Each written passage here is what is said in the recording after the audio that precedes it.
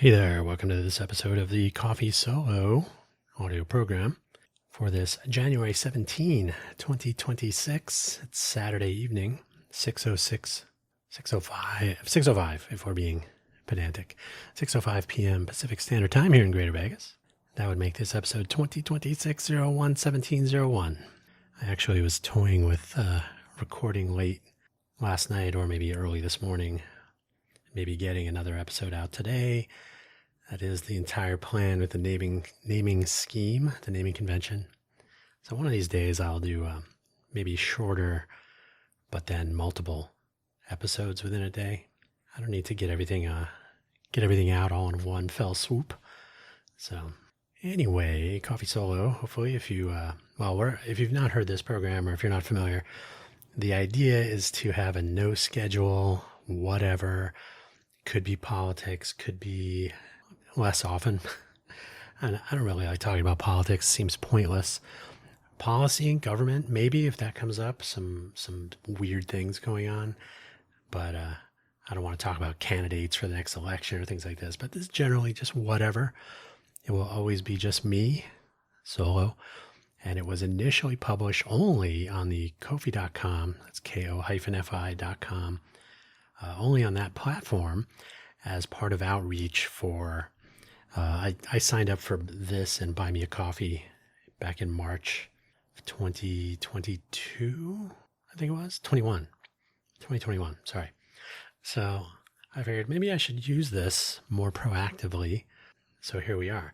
So I published this episode first there, and that's in the links. And then I posted it via Spotify, which then spreads it out to YouTube and Apple and Amazon and all that sometime later, like a couple of hours later, usually.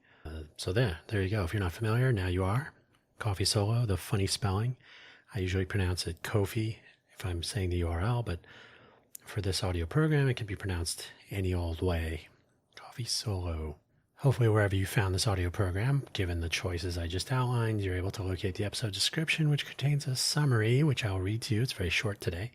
And the links, those are in the show notes. In the links, there are 3 usual links. I'm trying to cut down on the amount of time I spend reading the same links every week, so don't take it personally. If you actually click on the links wherever you found this audio program, you'll figure out what they are.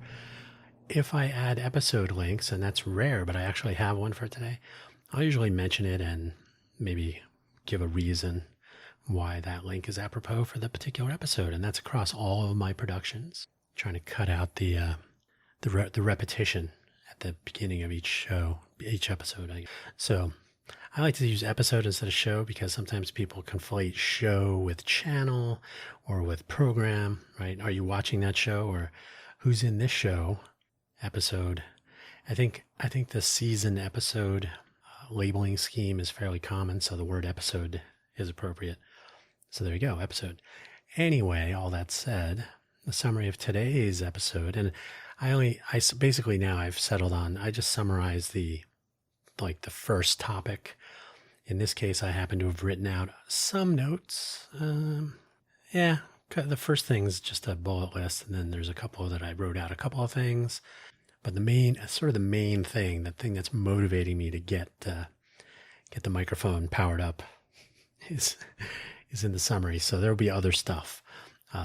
Summary, the title of today's episode is based on that as well. Interesting times. It is not a Chinese curse. Doesn't need to be. But we are definitely living in them. See, it's better that I don't speak so much anyway. So a link to where you'll find this audio program is available. Unless you're getting this on Ko-fi.com, then you're already there.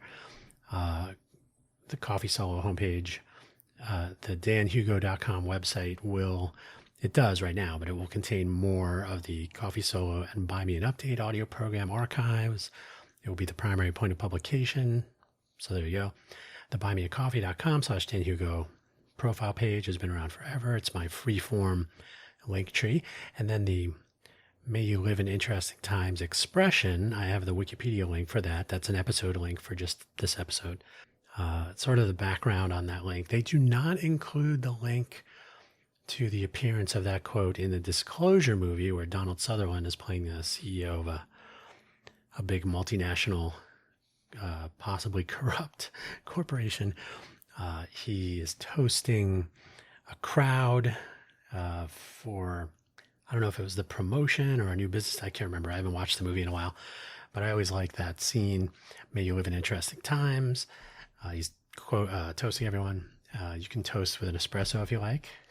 And so there's some backstory there. And there is, I have asked Chinese people, native Chinese speaking people in China, if that was a real quote. And they looked at me, well, no, I don't even know what you're talking about. So nobody had ever heard of this expression. And as you may read in the Wikipedia page, on the page, there's an expression about dogs that is sort of close, but there doesn't seem to be anything even closer. So this is basically an apocryphal English, maybe American English expression that's been attributed to a Chinese, ancient Chinese proverb or curse, or either however you want to look at it. Not the case. May you live in interesting times. So let's get started then. I have pulled back somewhat with my daily news consumption. I hope everybody does. To the point where I know there's global chaos unfolding. I don't really need to dive into it too much. It's going to happen whether I know about it or not. So I know, but not so much that I'm hearing every pearl as it is clutched. If you listen to or watch, consume in any way media that wants to start applying ideological commentary, us, them, now there seems to be multiple sides, so it's more than just two. There's left, right, MAGA, progressive, centrist. I mean, who knows? All sorts of flavors. The Baskin Robbins of political ideology. So everybody's got their point of view, and they're all giving their analysis, which may or may not be based on the full story. So you can spend your entire life listening to other people's opinions, or you can, just kind of see what's going on and let things percolate a little bit, or maybe a better analogy be to let them reduce as you would a sauce on a cooktop. Just let it sit for a while. Let some of it boil off, and maybe time will tell, as the saying goes. Just look at what's going on just in the last, just 17 days, right? So we're 17 days into the new year. So just on this calendar, the Minnesota invasion by ICE, and now who knows who else is going to come in. They'll deploy the National Guard. This might be justified, I think. If people are getting shot in the streets with impunity, that's not right. So just on a human, not political, but on a human level, there needs to be something other than thoughts and prayers or strong language or finger pointing. That's getting nuts. But I don't know. Nobody's going to ask me, so I don't want to spend too much time freaking out. I'll let other people do that. And they're filming it or taping it or capturing it is the real word, to monetize. So yeah, let them do that. The Greenland invasion, that to me is crazy.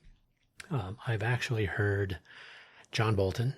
He has opined, and he's like, yeah, I think it's not a bad idea.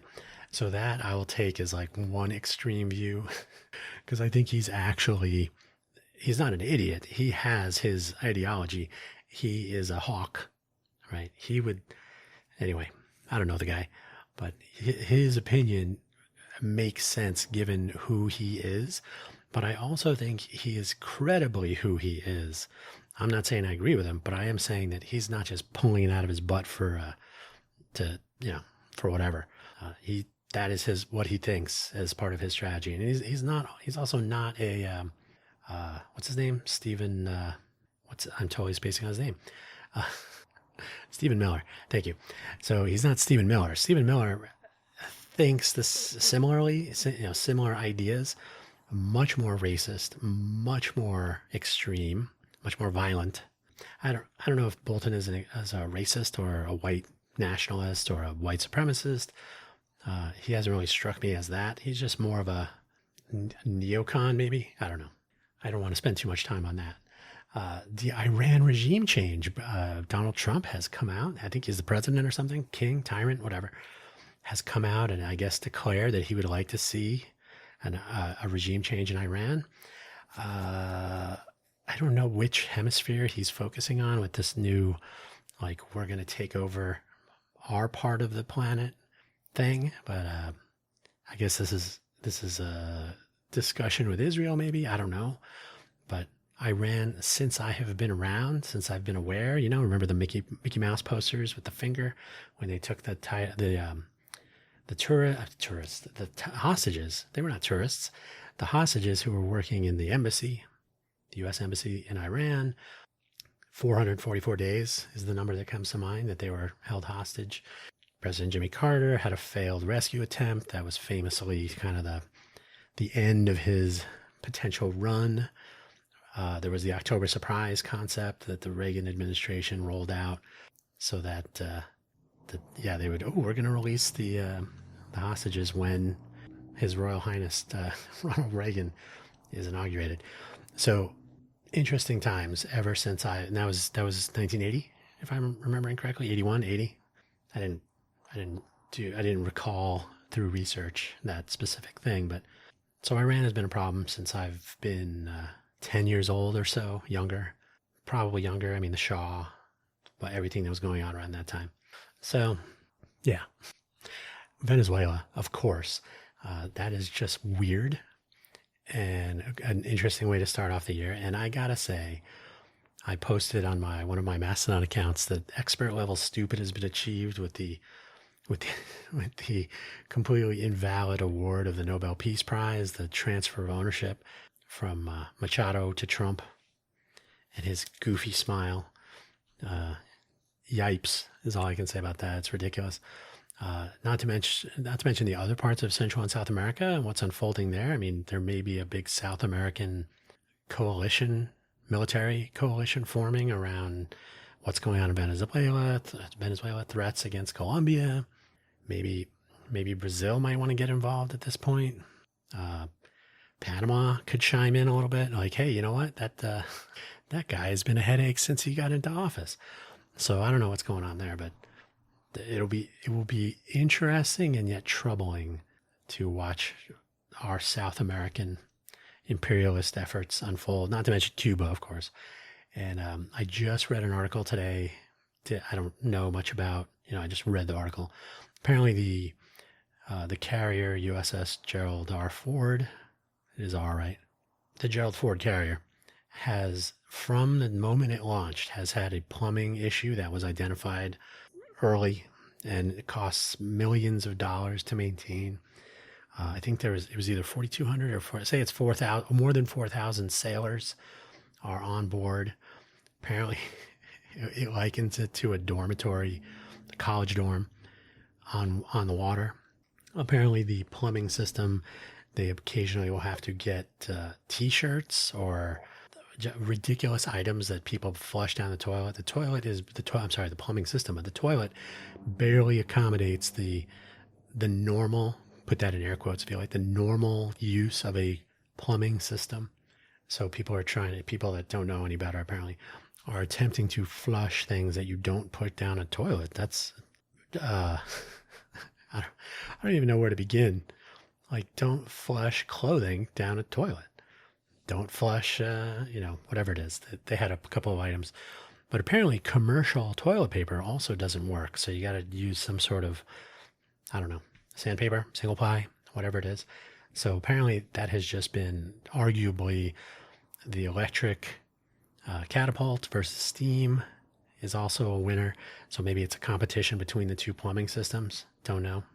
Seems problematic. But anyway, global trade obviously has been a problem since the so-called, was it Independence Day? I don't know, April 2nd. For obvious reasons, they didn't do it on April 1st. That's been I read somewhere, or maybe somebody said it, but I may have read it. I've heard it said or maybe read that there have been more than 100, 200 maybe, 250 policy changes. Because once you start changing per country and per category of product and so on, the initial tariff policy, which was already ridiculous, has only grown more ridiculous. Of course, it's changed based on some gifts and rhetoric and agreements and so on. And now we have tariff threats over opposition to the Greenland transfer or invasion or whatever. Total chaos. I personally, I think the Greenland thing is probably, I mean, obviously the Minnesota situation is dire, and it is sort of, it's hard to argue the case for, I mean, when you really think about it, Minnesota and Greenland are sort of in a similar boat. I mean, wait a minute, we're supposed to be friends here. Minnesota being a state within the Union, and Minneapolis, so, is so related. And then Greenland, part of Denmark. Denmark has been one of the most staunch allies of the United States, part of NATO, always there for the U.S. in as much as it can be. Greenland, we have at least one military base. It played a role during World War II and the Cold War for detection of missiles and so on. There are resources there, and as far as I'm aware, and nobody has contacted me regarding this, but as far as I'm aware, and everything I've read, and certainly what people are saying in general, a lot of people are saying, Greenland and Denmark are like, oh, if you need anything, you just, you got your base here. You can have another base if you want. You can drill for minerals. So nobody's really saying anything bad. Like, no. And I think the point of contention with our tyrannical leader is like, no, if we don't do it, then Russia and China, which are both his best buddies, are going to go in there. And you're like, well, wait a minute. NATO, which you don't like, is the reason that Greenland and Denmark and the rest of the NATO countries would say, no, thank you, especially Russia, the reason NATO formed. No, thank you, China. America is already our ally. We have this little club going on, and you're supposed to be able to, defer to NATO and say, oh, well, we can't go. And I guess there's some northern passage, thanks to global warming, which is a hoax, apparently. A hoax perpetrated by the Chinese, yet that is some of the justification for defending and thus, or maybe to accomplish that, acquiring or invading and taking over Greenland because of the hoax perpetrated by China that they might, anyway, it's ridiculous. That's why it's not even worth it to spend much time trying to keep track of all this stuff. Not in traditional ways anyway. I mean, if somebody were creating a big giant whiteboard with a big Kanban tables. What is it? What do you call it? Kanban chart? No, what do you call that thing? Kanban board? A Kanban board, I guess. I mean, there's so much going on. It's ridiculous. It's not even worth it. And then you got the domestic economy. So there's a rumor going around Vegas, YouTube mostly, that 2 refineries in California on which we, in Nevada, southern Nevada particularly, depend for gasoline supply, that 2 of them are shutting down. That's been sort of hand waved. Two very important refineries shutting down. Do you have any more information on that? Nope. Just that we know that 2 of them are shutting down. So gasoline prices in Vegas are expected to go to $8. Like, ooh, that's scary. Do we have any more information on that? Nope. $8. So I don't even know if that's true. That might be a topic to explore a little bit. I don't own a car. Gave up on car ownership a long time ago. First of all, in Vegas, people break into cars, and I didn't want to deal with that. So when I had my car, it was a Scion XB, the square body, and I don't remember what the year I got it. It probably was 2005, 2006, somewhere in there. Square body. A couple of people called it the Xbox, which is appropriate. So the square body Scion XB, not the rounded one that came later, the later models. Let's see, when did I sell my car? Geez, it had to be like 17 maybe, 2017. I had my car. It sat for 7 months, I think it was, with my traveling and whatnot. And even so, before that, it would sit for weeks and months at a time. It was convenient to be able to drive to the airport, park it in short term for the weekend, because I was right at the gate, and Intel was paying for the parking. Then I started taking the bus for longer trips. I'm like, oh, instead of parking my car for 2 weeks, I can take the bus down there for $2. So my manager at Intel one time said, wait, why did you expense $4? I said, $2 each way to go to the thing on the bus. why'd you take the bus? You just park your car, like go. And I was like, because I don't want to park my car there for 2 weeks. Like, why? I can take the bus. It takes me right to the terminal. And he's like, all right. So yeah, I've been, and then after the 7 months of sitting there, dead battery, had to go get it smogged and renew everything. I was like, why am I spending money to have a car sitting here? I don't need a car, clearly. I mean, I was traveling during that time, but since then I got rid of it. I was like, if I need a car, I can just get another car, or I can rent a car, which is more likely. Or there's Lyft and Uber in that order. I don't really care for Uber. But yeah, I can just take a Lyft to the airport if I really needed to, which I started doing anyway from Intel. So I could leave my car parked where I used to live. There was car break-ins, but because everything was visible, I didn't have anything resting in the car. The only thing people would really want to do is steal the car. And even though the XB square body was popular for wraps, like people would wrap the car with promotional wraps and drive around like a little billboard. That was not the case here. I think in the Bay Area, it might have been stolen for that reason if I was still there. It was gaining popularity when I moved to Vegas in 2005. I'm sorry, in 2005. 2013. What was 2005? Oh, that's when I moved back to the Bay Area. So 2013, I'm here, got this car, never really had any trouble. Nobody broke into it. One time I left the door unlocked, so somebody opened the door and went through the ashtray for some spare change. But they left everything in the glove compartment, so they didn't steal my registration or anything. So yeah, pretty uneventful because I never left anything in the car. So, but yeah, it's after 7 months, I'm like, you know what? I don't need a car. Time to get rid of it. And I've really not missed the car since I've lived here. So all that comes back to the fact that I don't really care what the price of gasoline is here, but it is what it is. Something of an economic indicator, I guess. I will say our economy in Vegas is troubled, though, because of the way, housing prices are going nuts. Rents are coming down, which is good, I suppose, for some. It's just a weird place. And I'll get to this in a moment, but tourism numbers are going to be published for the year. The year has been a decline from 2024. So 2025 was, my guess is off by 7% from 24. So it should be something like 38 million for the year. We'll see. Through the end of November, it was about 35 million. There may have been a New Year's Eve bump, so maybe it'll be closer to 39 million. But 3 million people or more off from the 2024 year. And by the way, 2024 was not great, but they did start off with the Super Bowl. So a CES that was reasonable, 140-ish thousand.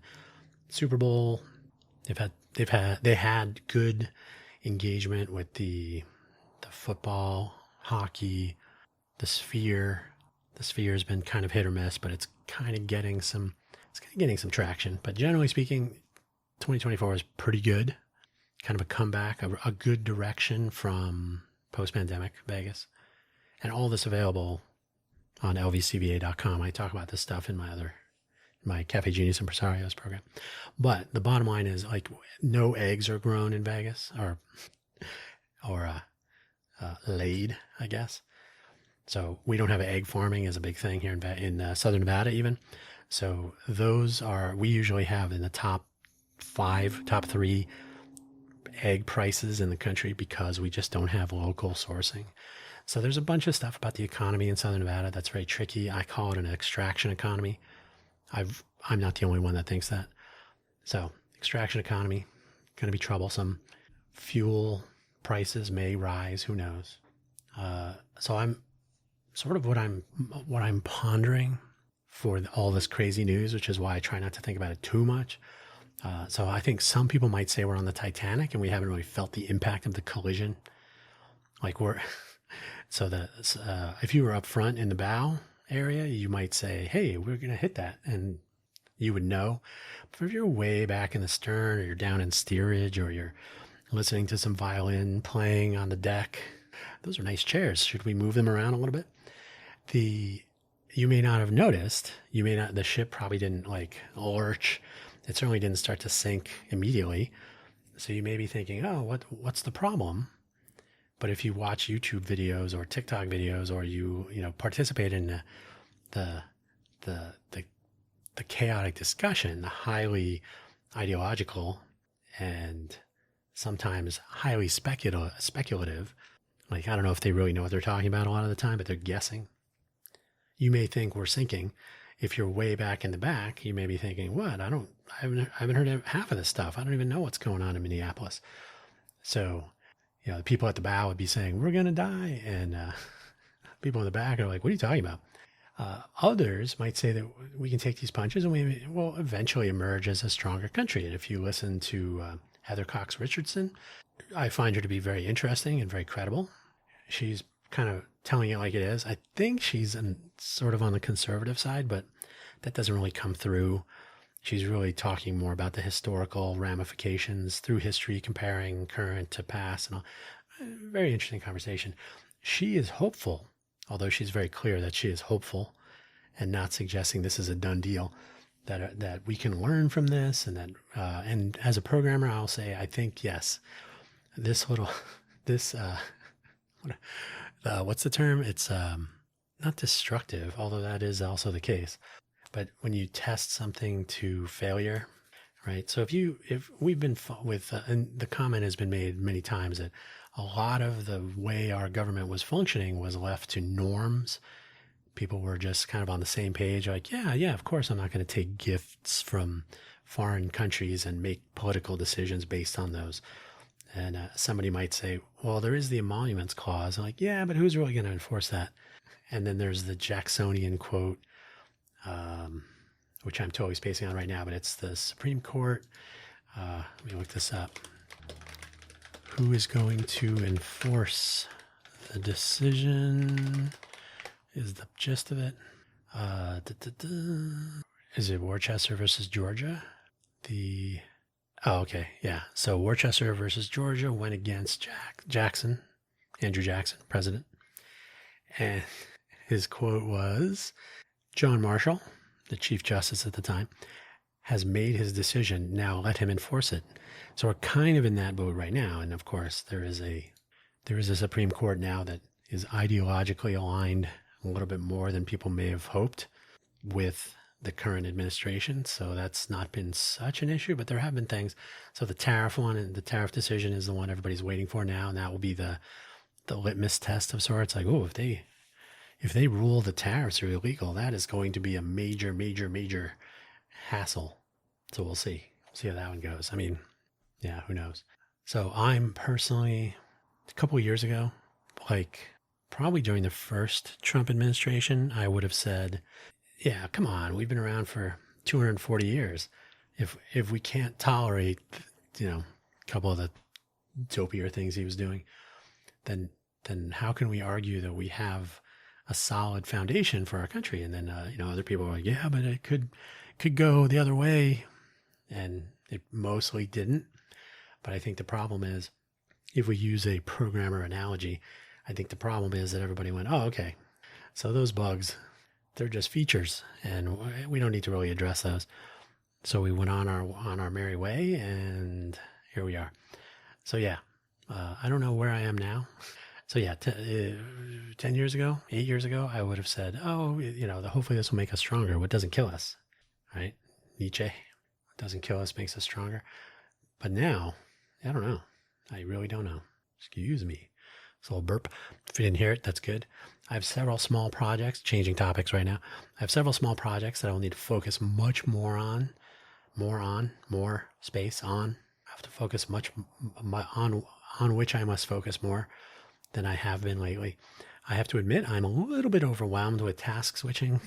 So I have a lot to do, but I spend more time thinking about what I need to do and then what I have to switch to doing, because I have to actually do other things.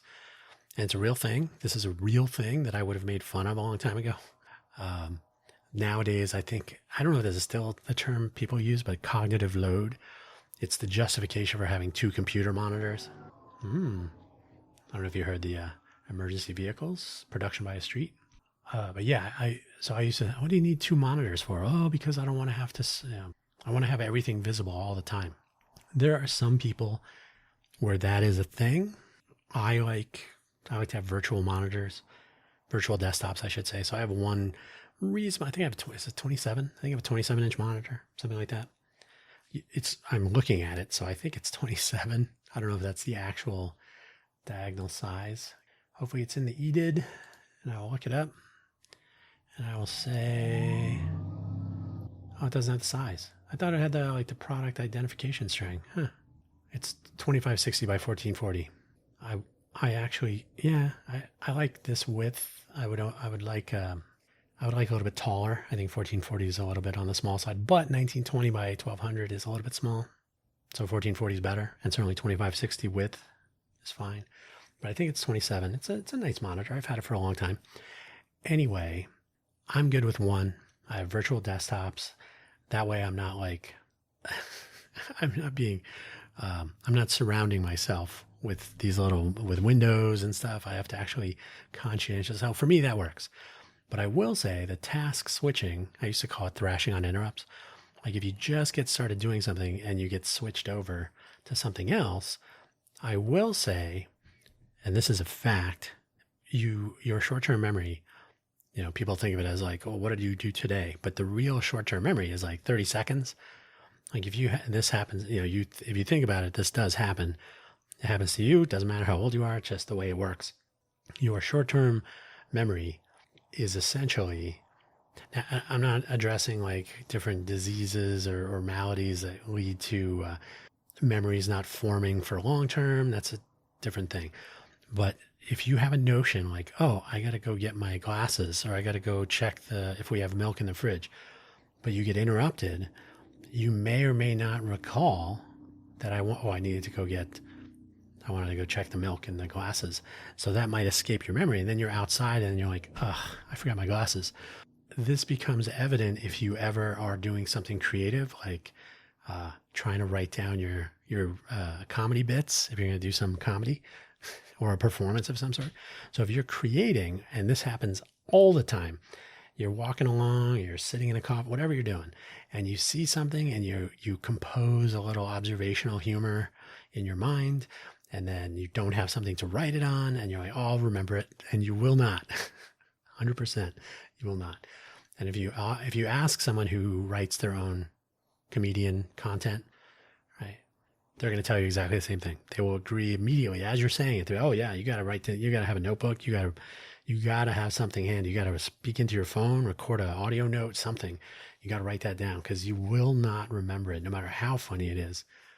And you'll be like, oh my God, I can't believe I don't remember. So cognitive load can be distracting. And for me, that comes in the form of switching too much. So I will literally, every once in a while, say to myself, oh, that's right. I have thought about this before, whatever it is that I'm pondering. Like, yeah, and I did write it down. I have it in my Obsidian notebook for project ideas, but I need to go look at that. So if my cognition process does not include reviewing my own notes every once in a while, and instead I get taken with, oh, that's right, today I need to do this, and tomorrow I need to do that, and then I have another thing that I'm trying to sort out for over the course of the next week. Those things, the administrata start to take over the creativity time, and so I've been getting that quite a bit lately. So that's where you just gotta turn off everything like that. No, that silence will be truncated automatically. So yeah, just every once in a while you gotta stop answering your phone. Nobody calls me anyway. You gotta stop responding to email. Vegas is a great place for that. Nobody responds to anything. And focus on what you want to try to accomplish and not helping other people or, yeah, just focus. So that's where that is. In other news, to completely undo what I just said, we're kicking off something of a meta planning phase. I'm aiming for next Saturday. Was that the 24th? Yeah. Next Saturday at 24th, I'm going to try to kick off a virtual online meta planning meeting. Why meta?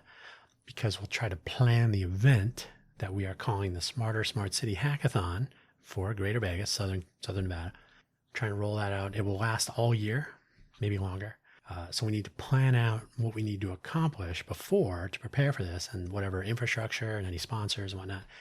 And then there will be an initial planning phase for the hackathon itself, for the participants and so on. What do we want to try to accomplish? Who do we want to work with? who wants to work with us to get this stuff. So, for example, we tried to do this with Boulder City, which is down by the dam, if you're familiar with the Southern Nevada area. So we were going to do a smart city hackathon, or just a city planning hackathon for Boulder. And they had never done this before. And the person I was working with on this decided to just disappear because ghosting is a thing here in Vegas. But the plan was, rather than having people spend a day writing on whiteboards or voting with Post-it notes or whatever, that's the usual approach for city outreach for planning, especially city plan, which is a thing. Usually it's like a 10-year plan. You could have people participate as little teams of one or more, give people an opportunity to decide what some of the issues are that they want to tackle, and then have them work in their team infrastructure or teams. There's really no rules. It could be on multiple teams. Like, hey, I think parks should be like this. Hey, I think the sidewalks should get some attention. Hey, I think parking is an issue, or, so start looking at issue, neighborhood or moving around in the city, or when people visit the city from other places. I want to say there's one city bus, the BHX, the Boulder Highway Express, that runs down Boulder Highway to Boulder City. I don't know that there's another bus. I haven't checked lately. I've taken that bus. It's not bad, actually. It moves. It's an express. It moves pretty well. So yeah, getting to Boulder City, the impact from the dam, if there's any. They do a movie festival there every once in a while, so that could be a part of what they're. So, like, what? Rather than the city saying, here's the stuff that's in our plan, enable the people that live there on the ground, as I like to say, identify some areas that should get some attention, and then spend the hackathon, the ideation phase. Like, okay, well, so we have some general areas here. What are the specific things that probably need attention, and what are some initial ideas about how we can actually go about that? Then there's an innovation phase where you come up with some maybe some solutions, some potential solutions, course of action type thing. Then the idea with the city of Boulder, with this idea, City of Boulder City, I think that is technically their name, was to have subject matter experts. That is, people from your planning, from your parks and rec, from your, what's it called? The public works, from community outreach, all the different staff positions and staffed offices that are part of the functionality of the city and the city government, and then any other related agencies and so on, have them participate in some of that ideation innovation phase. So this would be more than a weekend, to enable people to say, oh, that is possible, and that does make sense, or, oh, you can't do that because of water, or, zoning, or whatever, so people that would actually be able to offer some guidance to help steer ideas into possibility. Because if you come up with all sorts of crazy ideas and people, yeah, we should have two double-decker parks, and then somebody might come along and say, you can't really do that. That doesn't work. Technically, you can. You can visit New York and track down the park that was built on a overpass. So I'll leave you to that if you want. But the take, and I've been under that park. I didn't actually visit the park. My bad. I should have. Didn't fit into the day. So yeah, so the meta planning will kick off, and then we'll get that to the planning phase where people can start, oh, okay, I see what this is. I'd like to participate, forming up some teams, general idea of what you want to accomplish, and then move through the year. So yeah, not a weekend. So we're going to try to kick that off next Saturday. We'll see if we can even get people to show up. So even the meta planning phase is going to have to be protracted, which is par for the course in Vegas. They should be, the meta planning stage will hopefully be brief, like a couple of meetups, 2, 3, one where nobody will show up, 2, the second one will be hopefully a little bit somewhat attended. And then a third one, we can wrap stuff up and, oh, I didn't even know about this. Yeah, well, gotta put your ear to the ground sometimes. And then the planning phase will be protracted more, but hopefully not much more, because we got to get the word out. So I have some other stuff to work on for that. The final outcome of 2025 for Vegas will come out soon. You can hear my voice is already arguing with me right now. Sorry about that. By the way, I used to talk about the Nasal Fresh. I haven't even used it forever. I got to get back into that. This is 100% sinuses because of the weather change. It's more information than you wanted. But yeah, so the final outcome of 2025, I kind of touched on this earlier in this episode. So that the full year numbers for Vegas will come out soon, and that's total visitors. You can get them month to month right now, year over year per month. So you compare 25 and 24. I think you can get more details than that if you start digging. So there's a whole website, and I'll talk about this more in detail, and I talk about it frequently in my Cafe Genius Impresarios audio program. So links to the LVCVA, the Convention and Visitors Authority, the Global Economic Alliance, the LVGEA, and others, studies, reports, stuff coming out about our economy and our ecosystem here. So we'll learn just how bad the year was for some parts of our oasis, and it was not great. There have been a lot of hours of YouTube videos and even normal media production and print, website or video reporting on how Vegas is dead. The total tourism numbers through the end of November 2025 show about 35 million people had visited. So it's not quite dead. It just feels like it. And of course, if you want to talk about Vegas being dead, you get the clicks. So that's worked out nicely for content creators. Tourism and gaming and whatnot really focus on a large chunk of the, they really focus on that. So they really focus on that as a chunk of the economy, and LVCVA, that's their business. So that's what they really look at.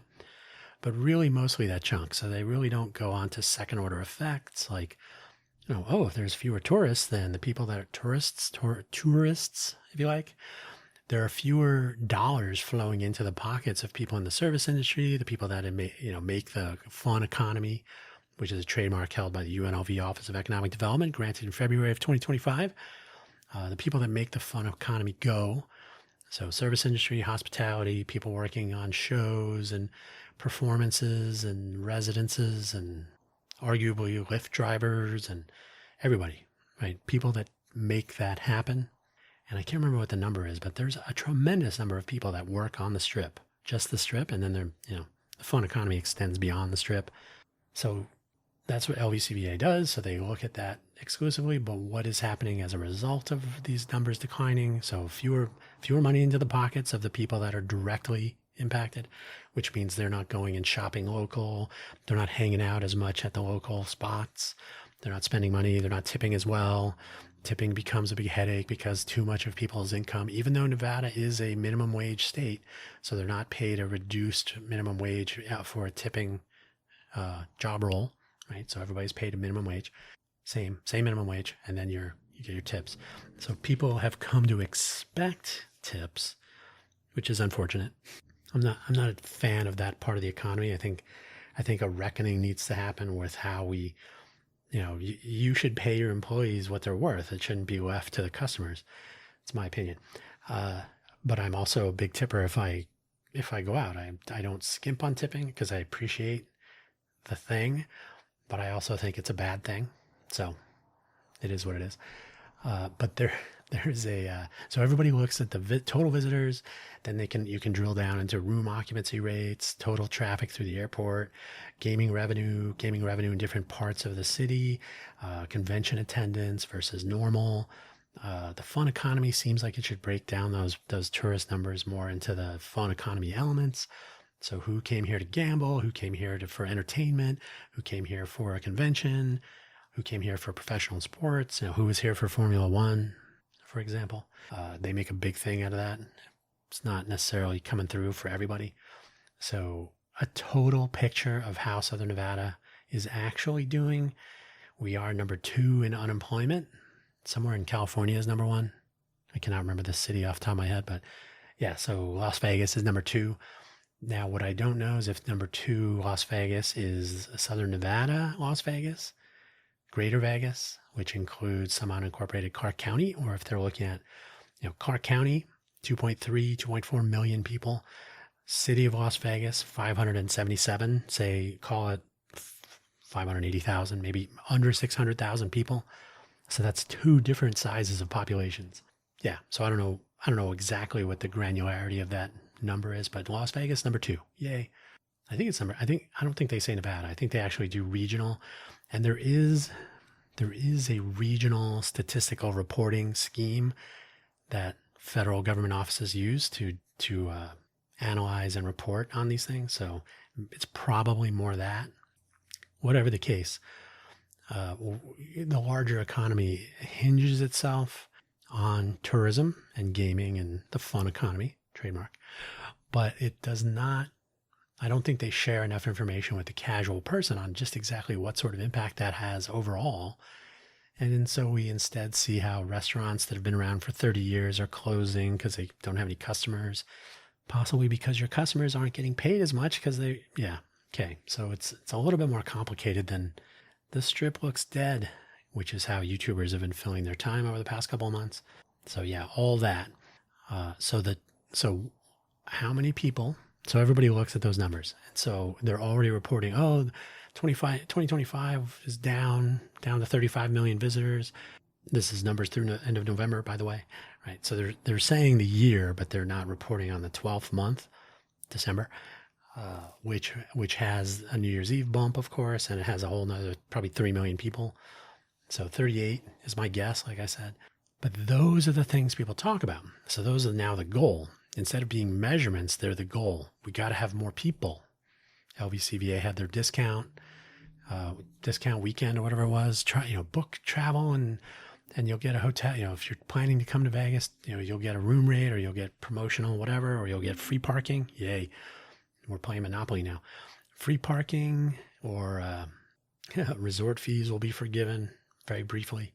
I think the Strip resort fees are getting around $50 a day. They want to go to 60 because the economy here is definitely skewed in the wrong direction. Got to service that debt. But anyway, so they're continuing to build things here. They're continuing to lean into tourism. So Vegas better not be dead. Stock markets are having some issues. There's a saying, you'll hear this in the news a lot, which is another reason to kind of avoid uninformed commentary. If Trump bankrupted his casino. If you have a casino and you're bankrupt, well, somebody should check Vegas. Caesars, MGM, these companies have all gone through bankruptcies and other financial troubles. Hackathons. I'm looking at the word. Casinos are not an automatic money printing factory. So that just on that, I don't want to comment further on Trump casinos. That's a different thing. We do have a Trump facility here. I've been in one of the rooms. It's not a great place. It's okay. It's a hotel. As far as I recall, there is no gambling whatsoever. So there's something called Goodhart's Law. We're still on this topic. Goodhart, H-A-R-T, Goodhart's Law. It's manifesting before our very eyes. So there is a Wikipedia page for it. I will talk about it more in Cafe Genius Impresarios, probably in the next upcoming episode as I was doing this. Like, this would be a good topic to go into. But here I will simply read it to you that the law is this. When a measure becomes a target, it ceases to be a good measure. When measurement becomes a target, it ceases to be a good measure. That's it. Which means the visitor and gaming numbers, which are always prominent, like, our total visitor count is up 7%, down 3%, down 10%, up 4%. And then those are usually commented on as though they're month to month, not year over year per month. So if November's down, if June was down 10% and July is down 11%, that's probably backwards. But they will report it as though it's down 11% from the previous month, but it's down 11% from the previous year for that month. So if you're not really clear with that, then it sounds like, every month we're losing visitors. Technically not exactly true. You got to be a little bit more careful about how those are discussed. But anyway, the goal becomes, we gotta have more people. So rather than determining and tuning and probably improving the visitor experience, they look at these raw numbers. So are people happy here? Are they happy to come here and spend the money that they used to spend? Are they having a good time? Do they come back? Do they say good things? Do they take a lot of pictures and they talk about Vegas like it's still the place to be, or is it more like, it's not even worth it? So now you can look at those numbers, but are people coming here and avoiding spending as much money at restaurants, avoiding going out and having a nice time at different venues, different events, different performances, right? So the measure, tourism and gaming revenue, the couple of numbers, if those become the goal to increase those, or you don't really, now you're chasing a different thing. And that's probably invisible to the casual person who just says, "Oh, Vegas must be dead because the tourism is down." That's an indicator, but it's not the goal. So this is where KPI. I did a whole episode of Cafe Genius Impresarios on OKRs versus KPIs for this area, the objectives and key results versus the key performance indicators. You really need both. So if tourism number per month and total delta year over year for that month is a key performance indicator, and so positive, good, negative, bad, one of the objectives should be to have the people that come here have a better experience or a good experience such that they tell their friends, the network effect. So you want to have people coming to Vegas and say, "Oh, you know what? They're getting back to the roots. It's a fun time. I had a great time." They share with their social media, whatever. It's unfortunate that has so much gravity now. But so an objective should be people having a better experience and people wanting to come back and bring their friends or tell their friends that right now this place is too overpriced and it's not fun anymore. So I think there's a disconnect there. We'll talk about that more in Cafe Genius Impresarios this week. Yeah, Goodhart's Law. It's been a while since I've thought about that one, but it's totally true. Totally apropos. Thanks to my particular new topic, new thing, and this is the final one that I can think of right now. Thanks to my particular algorithm variables, I don't know, whatever, however it works, I get a few recommendations on my YouTube recommended page about dating technique. I find these humorous and also repetitive. They're well, probably appropriate. They're basically, "Hey guys, this is how you know she likes you or she's into you or she wants you to talk to her. Her feet are pointing at you." Okay. That's 30 times, 30 videos right there. So I just find those humorous. They're kind of reductive. They're like, here's a checklist. Like, let's remove the humanity. I got to fit this into a short on YouTube or a TikTok video. So feet, eyes, doesn't run away. Okay, done. You're in there. Come and pay for join my Patreon. So these are, they're repetitive, right? So they're all the same, but they're very both humorous and repetitive. Sometimes dumb. I think it's Emily W. King. I just spell that out. I think that's her channel name.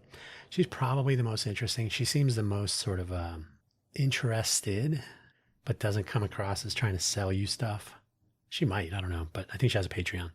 But her commentary she is usually commenting on other people's TikTok or short videos.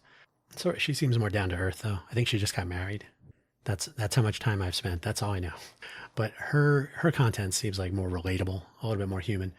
So when I'm not watching movie reactions and awful ideologically tilted news and opinion, I do watch other stuff too. But occasionally there will be something funny looking, and they're usually funny anyway. So most of the stuff is marketing for some course. What's her name? What is her name? She's some sort of wing woman. Marnie. I can't remember her name.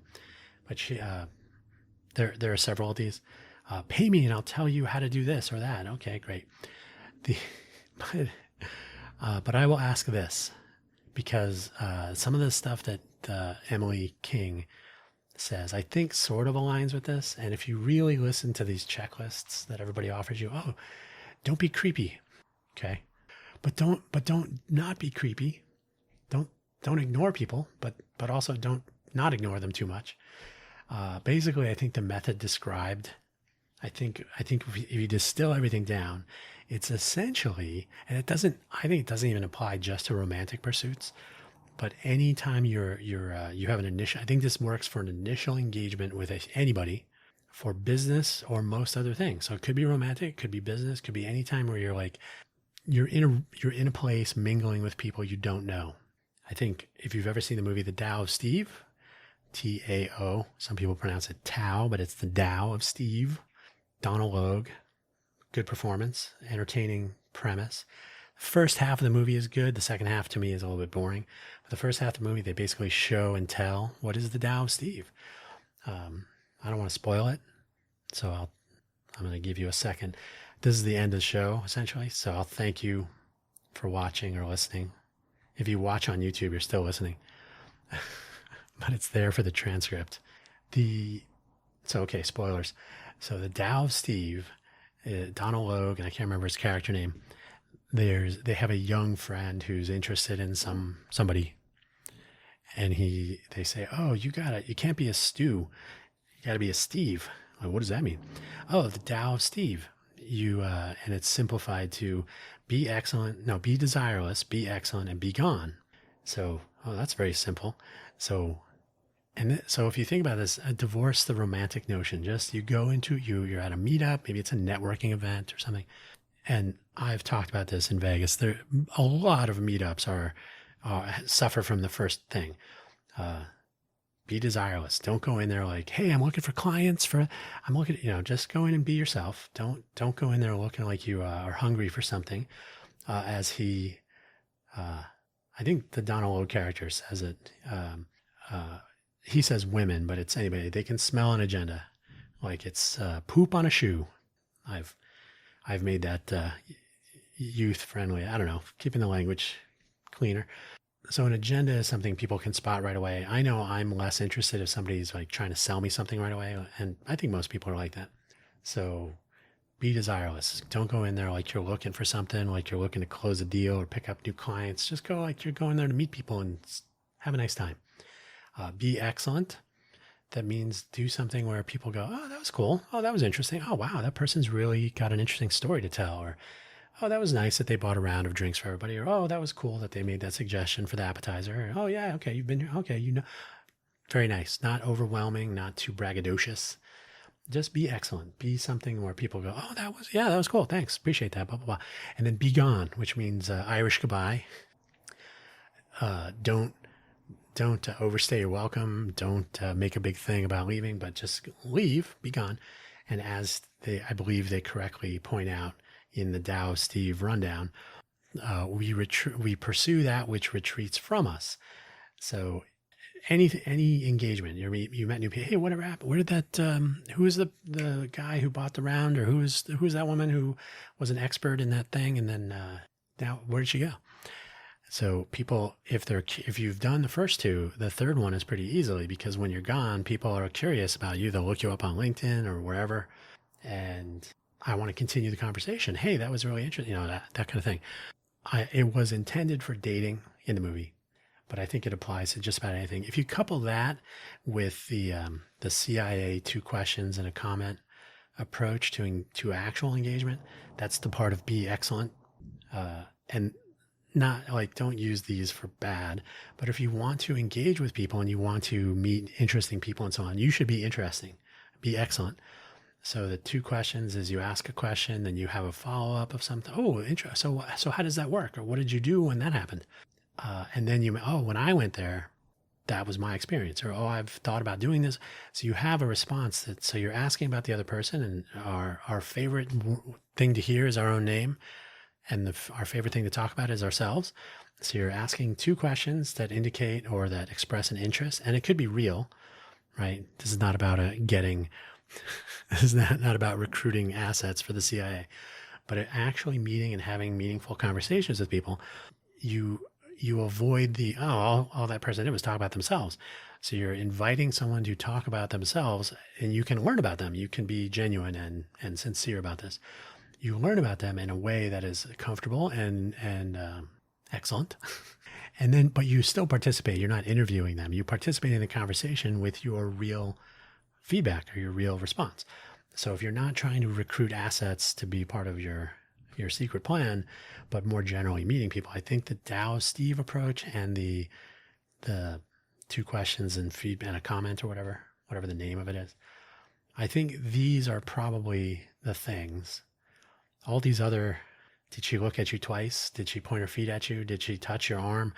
You're going to hear those every single time. I think those are silly. And those are also much more geared towards dating. I think you can be much more personable a person if you behave, like, don't look for cues.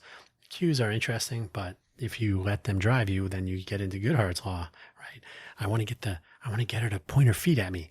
No, that's not the goal. That's an indicator. But if you make that the goal, then it's not a good thing anymore. So I think all of this kind of fits together. Just be excellent. And then speaking of being gone, thanks for listening as always. We'll catch you next time. And check out the next episode of Cafe Genius Impresarios, Goodhart's Law. Take care.